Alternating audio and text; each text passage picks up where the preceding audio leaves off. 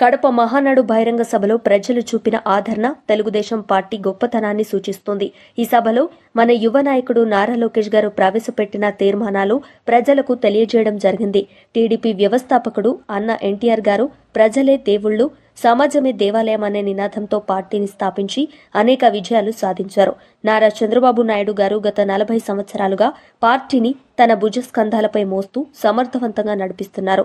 మన యువ నాయకుడు నారా లోకేష్ గారు ఎన్టీఆర్ గారి మూల సిద్ధాంతాలను కాలానుగుణంగా మార్పు చేస్తూ సమాజాన్ని శాసించే విధంగా భవిష్యత్తుకు బంగారు బాట వేస్తున్నారు.